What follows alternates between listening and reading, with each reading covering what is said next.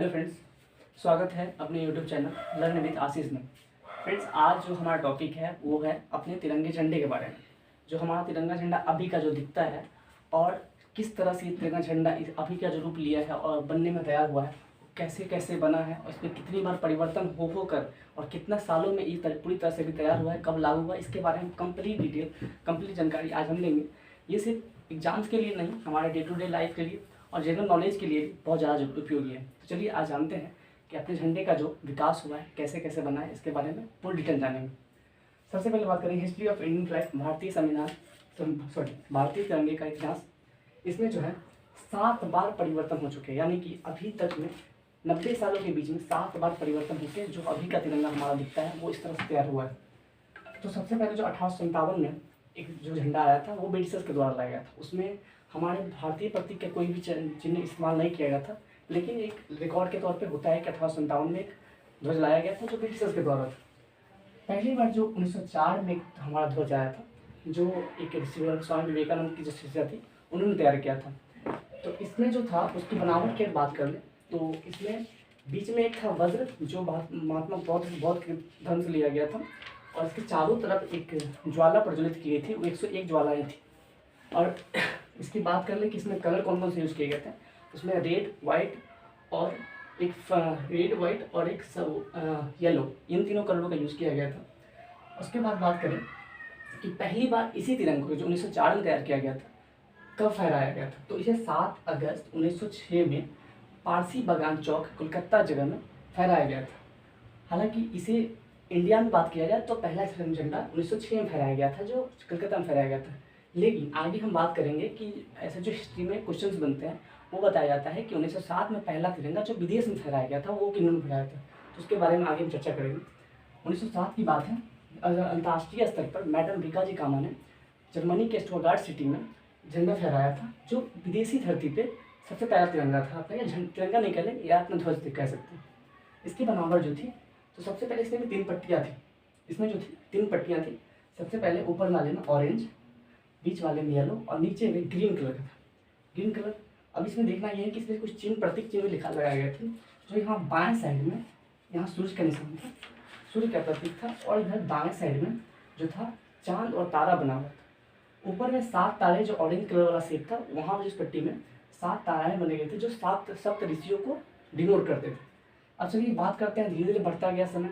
1917 की बात है, जब राजनीतिक संघर्ष अपने अच्छे मोड ले लिया गया था, जब वो सही सीमा पर पहुँच गए थे, तो यहाँ पे झंडा पहले से अलग बनावट का हो गया था। अगर बनावट की बात करें तो यहाँ पे जो था ये इसी शेप का था, इसमें कोई पट्टियाँ नहीं थी। लेकिन यहाँ पे जो ऊपर की साइड में यहाँ पे कॉर्नर में हम जो भी आप फ्लैग ये जो भी झंडा है बता रहे हैं वो साइड में आपको दिखाया जा रहा है, ठीक है ना, वो प्लीज़ देख लीजिएगा और समझ लीजिएगा। यहाँ आपको समझना है, क्लियरली विजिबल ना हो तो यहाँ पे जो है यहाँ पे वो यूनियन जैक का जो ब्रिटिशर्स का था उनका कुछ यहाँ पे एक लोगो था।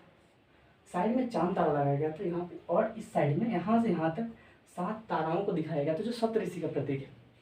अब बात करेंगे 1921 के में।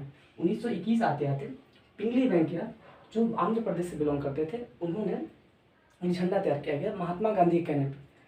उन्होंने जो झंडा तैयार किया गया तो उसमें जो उन्होंने काम किया, उन्होंने 50 देशों के ध्वज को देखते हुए उसका अध्ययन किया और उसको देखते हुए उन्होंने झंडा तैयार किया, जिसमें ऊपर में जो 3 पट्टियाँ थी इसमें भी, लेकिन उस पर ऊपर में जो पट्टियाँ थी वो वाइट कलर की पट्टियाँ थी, बीच में ग्रीन था और नीचे वाले में रेड था। इसमें जो ग्रीन पट्टियाँ थी वो जो क्या दर्शाता था, वो मुस्लिम समुदाय के लोगों को दर्शाता था, और नीचे में जो रेड था वो हिंदू समुदाय के लोगों को दर्शाता था।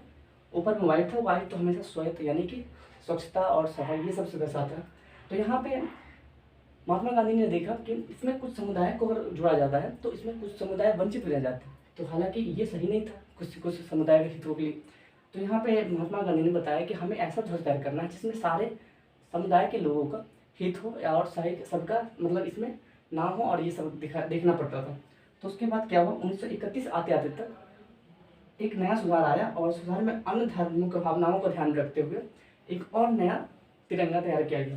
इसमें जो था ऊपर में ऑरेंज रखा गया और बीच में वाइट और नीचे वाले में ग्रीन रखा गया। धीरे धीरे यही शेप चलता रहा।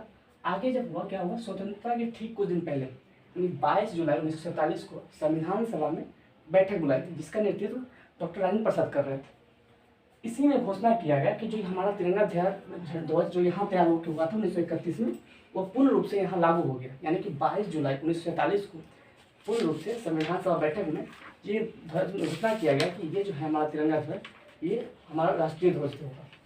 अब हम जानते हैं कि तिरंगा के बारे में कुछ इंपॉर्टेंट जानकारी। जो तिरंगा है हमारा, वो उसमें जो उपयोग किया जाता था कपड़ा, खादी कपड़ों का उपयोग किया जाता था। फिलहाल तो अभी जो आज़ादी का अमृत महोत्सव मनाया गया, तो उसमें तो कई तरह के कपड़े नायलॉन्स भी यूज किए गए हैं, लेकिन पहले की बात करें तो पहले सिर्फ खादी के कपड़ों को ही यूज किया गया था। उसके बाद क्या हुआ, जब ये सभी नहीं बना सकते थे, इसमें क्या हुआ था ना, पहले कोई हमेशा नॉर्मल लोग इसे बना नहीं सकते थे। उस समय क्या था कि कर्नाटक में खादी ग्राम उद्योग की इकाई थी, जो उन्हें ही सिर्फ अनुमति थी कि आप ही तिरंगे झंडे को बना पाएंगे।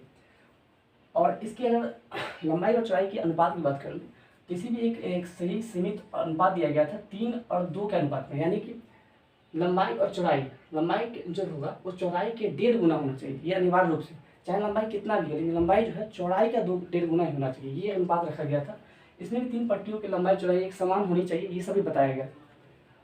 पहले सिर्फ जो स्वतंत्रता दिवस या गणतंत्र दिवस या कोई विशेष समारोह पे ही तिरंगा झंडा को फहराया जाता था, लेकिन 2001 में क्या हुआ, नवीन जिंदल द्वारा एक न्यायालय में अपील दायर किया गया कि तिरंगा जो है हमारे पूरे देश के लिए एक स्वतंत्रता का प्रतीक है, तो हमें सभी को अधिकार होना चाहिए कि हम अपने शान को दिखा सके, दर्शा सके तिरंगे के द्वारा। उसके बाद क्या हुआ कि इस अपील को सुना गया और सुप्रीम कोर्ट के द्वारा इसे मान्यता दे दी गई। उसके बाद से क्या हुआ, 2001 से आम आदमी भी इसे फहरा सकते थे, लेकिन कुछ नियम और कानून के ध्यान रखते हुए इसे फहरा जाता है। तिरंगे के साथ पहली अंतरिक्ष यात्रा 1971 में राकेश शर्मा ने की थी। और बात करें तिरंगा, जो 14 नवंबर 2008 में चंद्रमा पर भेजा गया था, और ऐसा करने वाला भारत जो देश है वो चौथा देश बना जो अपना ध्वज चंद्रमा की धरती पे उतारा। बाद में बात करते हैं वर्तमान का जो तिरंगा है हमारा, वो कुछ इस स्ट्रक्चर का है, ठीक है। यहाँ पे बात करें तो यहाँ पर जो ऊपर रंग होता है ये केसरिया रंग होता है, उसके बाद बीच में श्वेत रंग होता है, और नीचे वाले में हरे रंग होता है। ये बीच वाले की बात करें तो इसमें जो होता है एक चक्र होता है, अशोक चक्र जिसको बोलते हैं। इसमें 24 तिल्लियाँ पाई जाती हैं, 24 तिल्लियाँ होती हैं, और इसका कलर जो होता है ब्लू यानी कि नीला रंग होता है।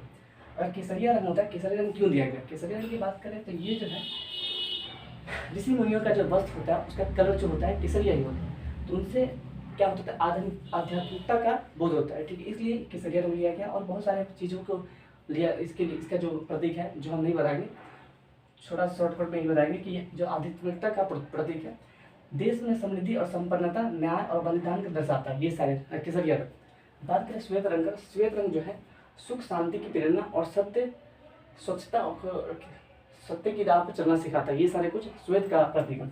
हरा की बात करें तो हरियाली, खुशहाली और प्रगति को दर्शाता है हरा रंग। और ये जो अशोक चक्र है, अशोक चक्र की जो है 24 तिल्लियाँ जीवन की निरंतरता, यानी कि हम जीवन में हमेशा 24 घंटे चले तो अच्छे राह पर चलते रहें, निरंतरता बने रहें, ये चीज़ को ये जो है अशोक चक्र हमें दिखाता है। तो फ्रेंड्स, आज का वीडियो जो है इस तरह से हमारा कंप्लीट होता है। आशा करते हैं कि आपको वीडियो पसंद आया होगा। अगर कहीं भी कोई कमी लगे तो जरूर कमेंट में लिख दीजिएगा, और अच्छा लगा तो जरूर लाइक कर दीजिएगा, मेहनत लगती है बहुत। Thank you so much.